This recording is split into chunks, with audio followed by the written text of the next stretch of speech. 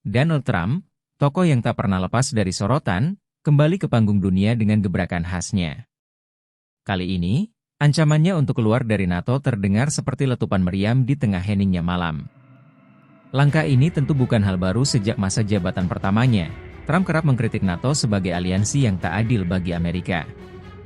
Namun, kali ini retorika itu semakin nyata, dengan rencana pengurangan besar-besaran pasukan Amerika Serikat di Eropa. Rencana ini, jika terwujud, berpotensi mengubah wajah keamanan global. Bagi Trump, pengurangan pasukan adalah wujud dari pembagian beban yang lebih seimbang. Namun, bagi Eropa, ini seperti mencabut salah satu pilar penyangga utama pertahanan mereka di tengah ancaman Rusia yang terus mengintai. Eropa di bawah bayang-bayang ancaman. Pertanyaan yang tak terelakkan adalah apakah Eropa benar-benar siap menghadapi masa jabatan kedua Trump? Sumber diplomatik mengungkapkan bahwa Trump tengah mempertimbangkan untuk menarik sekitar 20.000 tentara dari Eropa. Langkah ini akan mengurangi kehadiran militer Amerika Serikat hingga 20%, suatu jumlah yang signifikan, mengingat posisi Amerika sebagai tulang punggung keamanan NATO. Namun, ini bukan sekadar soal angka. Penarikan ini mengirim pesan jelas kepada sekutu Eropa, mereka harus mulai menanggung biaya keamanan mereka sendiri. Trump bahkan menegaskan bahwa pasukan Amerika bukan pengasuh gratis yang seluruh biayanya bisa terus-menerus ditanggung oleh pembayar pajak Amerika. Bagi Eropa, ancaman ini terasa seperti gemuruh badai yang semakin mendekat. Hubungan antara Rusia dan Barat berada pada titik terendah sejak Perang Dingin, dan Moskow terus memberikan isyarat bahwa mereka tak segan-segan merespons secara agresif jika NATO terus mendukung Ukraina. Tanpa kehadiran pasukan Amerika Serikat, banyak negara Eropa merasa seolah ditinggalkan di tengah pertempuran yang belum berakhir. Memo bocor dan kebijakan baru yang mengejutkan. Di tengah ketegangan ini, sebuah memo dari Departemen Luar Negeri Amerika Serikat bocor ke publik. Memo tersebut, yang ditandatangani oleh Menteri Luar Negeri Marco Rubio, menginstruksikan penghentian hampir semua bantuan luar negeri selama 90 hari. Ukraina, yang selama ini menjadi penerima utama bantuan Amerika, kini harus menghadapi kenyataan pahit, tidak ada lagi bantuan yang mengalir. Hanya ada beberapa pengecualian, yakni bantuan pangan darurat serta pendanaan militer untuk Israel dan Mesir. Langkah ini, meskipun sementara, menjadi sinyal bahwa pemerintahan Trump di periode kedua akan berfokus pada kepentingan domestik, bukan internasional. Ukraina, yang selama ini bergantung pada dukungan Amerika Serikat untuk melawan agresi Rusia, kini harus mencari solusi sendiri. Bayang-bayang pengurangan pasukan. Langkah Trump untuk mengurangi pasukan di Eropa tidak terjadi secara tiba-tiba. Pada masa jabatannya yang pertama, ia telah menarik 12.000 tentara dari Jerman, sebuah keputusan yang ia klaim sebagai tanggapan atas kegagalan Berlin memenuhi target pengeluaran pertahanan NATO. Namun, di bawah pemerintahan Joe Biden, jumlah pasukan Amerika Serikat di Eropa justru meningkat. Kini, Trump kembali ke panggung politik dengan pendekatan yang lebih tegas.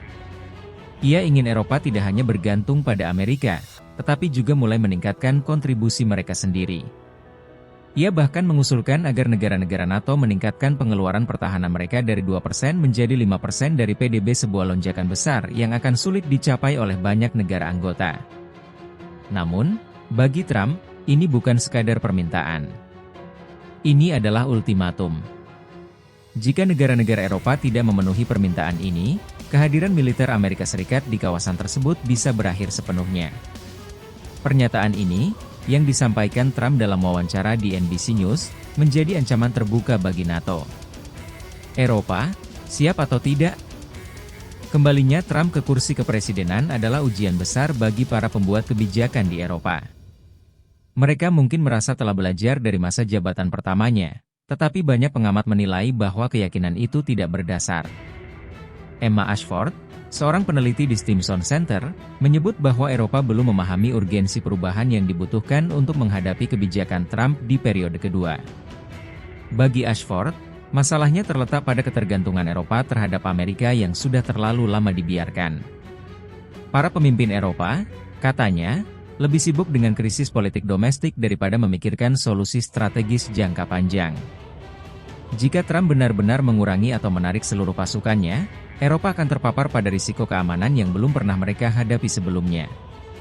konflik kepentingan yang tak terelakkan. Masa jabatan kedua Trump kemungkinan besar akan berbeda dari yang pertama. Jika dulu banyak penasihatnya menentang pengurangan komitmen Amerika di Eropa, kini Trump tampaknya memiliki kendali penuh atas kebijakan luar negerinya. Ia tak lagi membutuhkan konsensus dari elit Washington untuk mewujudkan ambisinya. Dengan pendekatan yang lebih keras, Trump melihat kebijakan luar negeri sebagai arena tawar-menawar. Bagi Eropa, ini adalah peringatan bahwa mereka tidak lagi bisa mengandalkan Amerika sebagai pelindung utama mereka. Namun, di sisi lain, Trump juga tahu bahwa keberadaan Amerika di NATO memberinya kekuatan untuk memengaruhi kebijakan global. Masa depan NATO di persimpangan jalan. Pada akhirnya, ancaman Trump untuk meninggalkan NATO adalah sebuah langkah yang dapat mengubah peta politik dunia. NATO, yang telah menjadi simbol aliansi transatlantik selama beberapa dekade, kini berada di persimpangan jalan. Jika Amerika benar-benar keluar, kredibilitas NATO akan terguncang. Sebagai negara dengan militer terkuat di dunia, kontribusi Amerika sangat penting bagi keberlangsungan aliansi ini. Namun, bagi Trump, NATO hanyalah alat, bukan tujuan. Ia hanya akan tetap berada dalam aliansi tersebut jika Amerika mendapatkan keuntungan yang sepadan.